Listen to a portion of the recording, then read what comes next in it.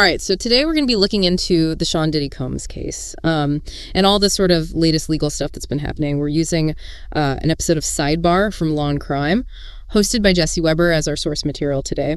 And it's getting really complicated for Diddy. We're talking about a possible superseding indictment and a new male witness who is going to be testifying before the grand jury. So this could totally change what kind of charges he's even facing. Yeah, this is actually kind of a textbook case of how like the initial civil lawsuits can lead to, you know, like a whole criminal investigation, because he's got some serious allegations in these civil cases. Yeah. And now they're starting to have like real consequences. Yeah. And so if you've been keeping up with this case, you'll remember that Diddy was indicted back in September on charges of racketeering conspiracy, sex trafficking, and transporting people for prostitution. And the prosecution's argument is that, you know, he basically was running this criminal enterprise as a way to carry out these alleged crimes. It's interesting how the prosecution has been using this term like freak-offs to describe these gatherings. You know, they're being very deliberate with their language, but they want to, you know, portray this not as a typical party, but as something that was more calculated, orchestrated by Diddy, involving male sex workers, drugs, the filming of sexual acts. So they're trying to like really create this image for the jury. And then to add to that, you have this attorney, Ariel Mitchell Kidd, who is representing several of the people who are suing Diddy in civil court. And one of her clients is a Jane Doe who claims that she was assaulted by Diddy back in 2018. Oh, wow. And she's actually also connected to Christina Coram, who's been accused of being like Diddy's right-hand woman when it came to like procuring the women. So these connections it's very interesting. Yeah, and this particular Jane Doe alleges that Diddy sexually assaulted her using an inanimate object, and then told another man to assault her while he was engaging in some other inappropriate behavior. Yeah, you know it. This really raises questions about like consent and coercion, especially given the potential like power imbalance here. You know, Diddy's defense team is obviously going to challenge all of this, but it's hard to ignore how serious these claims are, and you know the growing number of accusers too. And this is where this whole superseding indictment could get really interesting, because it could mean all new charges. It could mean they upgrade the existing charges, or it could even mean like a whole wave of new evidence. So, you know, the trial date, which is currently set for May 2025, would almost certainly get pushed back. Yeah, it's a fun. Superseding indictment is a really big deal, because it gives the prosecutors this opportunity to refine their case, add new stuff. And it really puts the pressure on the defendant starting. And Diddy has been fighting to get released before the trial, arguing that he's entitled to bail. His legal team is even bringing up the case of Mike Jeffries. You know, the former CEO of Abercrombie & Fitch, who was granted bail in a similar sex trafficking case. Well, that's interesting, because bail, it really forces us to weigh this idea of assumption of innocence against the potential risks of, you know, witness tampering or obstruction of justice.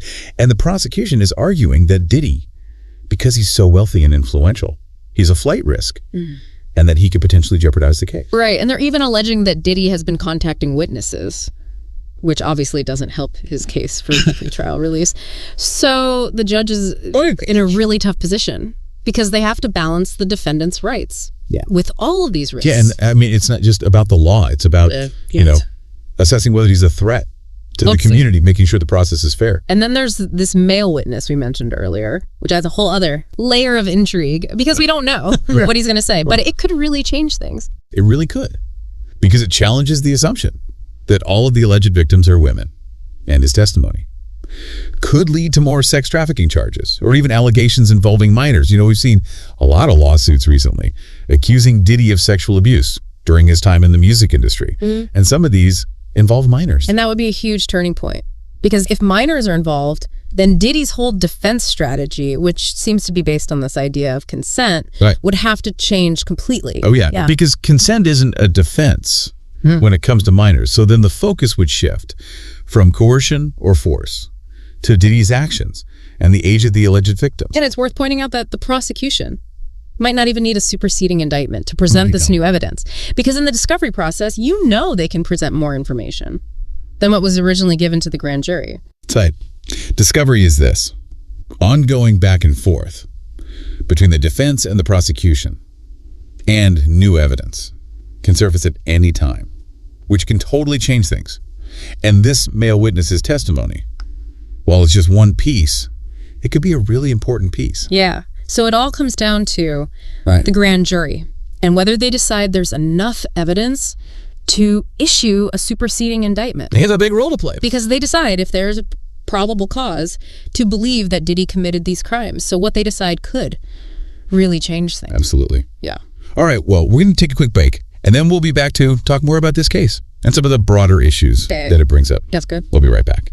One thing that's really complicated in this case is the whole issue of, child abuse allegations, and especially when there's been a delay in reporting. Yeah, that's a really tough one. It's sadly not uncommon at all for people who've experienced abuse, especially when they were kids, to wait a really long time before they come forward.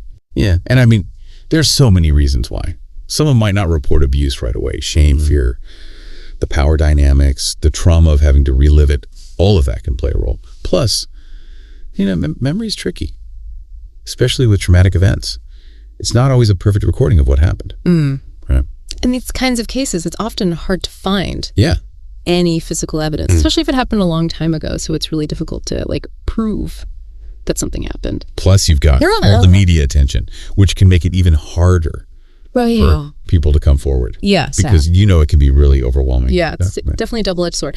But kind of switching gears a little bit, let's talk about the legal strategies here. It seems like Diddy's defense is really focused on trying to show how complex this case is and sort of challenge this idea that he was the mastermind of some big criminal operation. Yeah, it looks like they're doing a couple of things, trying to make the people accusing him look less credible, and then emphasizing that whatever happened was consensual.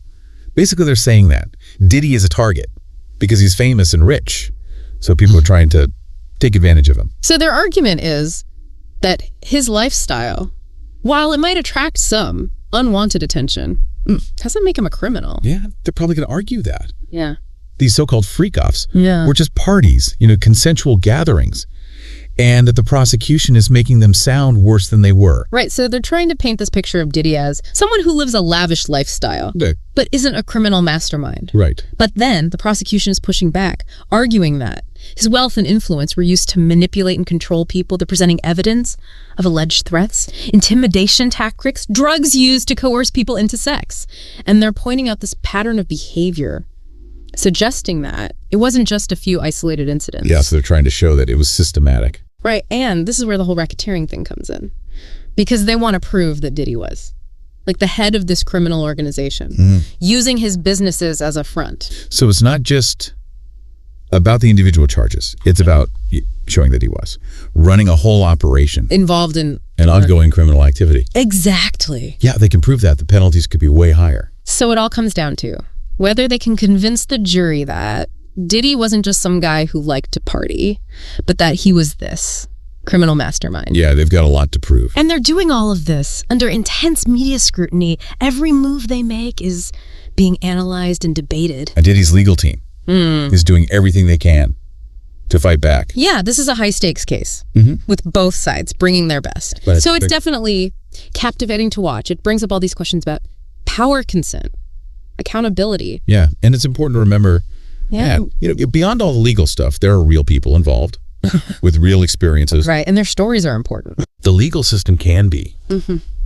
really tough on people, even when it's trying to be fair.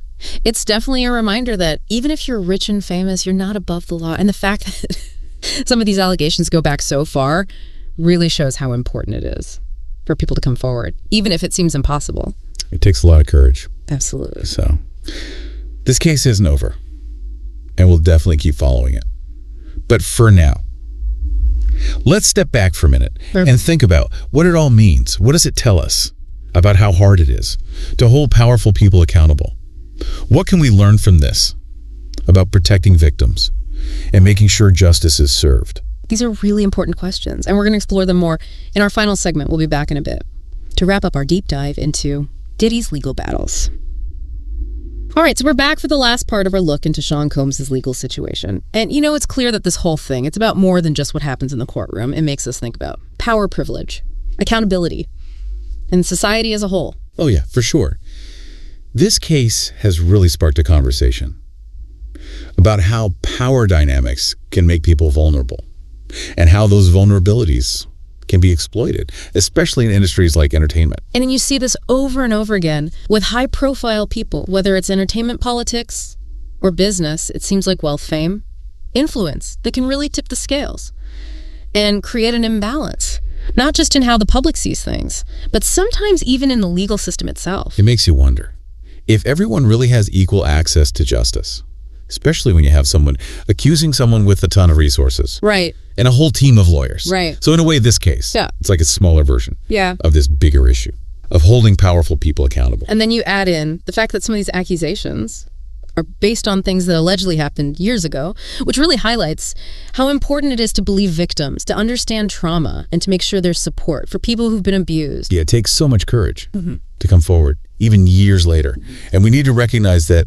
And this case also shows us that we need more transparency and accountability in industries like entertainment, where there are often these power imbalances. I mean, we've seen it time and time again. Powerful people being protected, while the people who were harmed are ignored. But I think we are seeing a shift. More and more people are demanding accountability from both individuals and institutions that have allowed this kind of abuse to happen. And it's encouraging to see more victims feeling empowered to come forward, especially because others have spoken up before them. Yeah. But there's still a lot of work to do. We need to keep challenging this culture of silence and create spaces where victims feel safe and supported. Absolutely. So this whole case with Sean Combs, it reminds us that no matter how rich or famous you are, you're not above the law. Right. And it's a case that really makes us confront some uncomfortable truths about power dynamics, about how hard it is to get justice, and about the importance of listening to the voices of people who have been silenced. We need to keep having these conversations. So thank you for joining us for this deep dive into Sean Combs' legal troubles. It's definitely a case we'll keep following. And remember, knowledge is power, so stay informed, keep asking questions, and keep diving deep into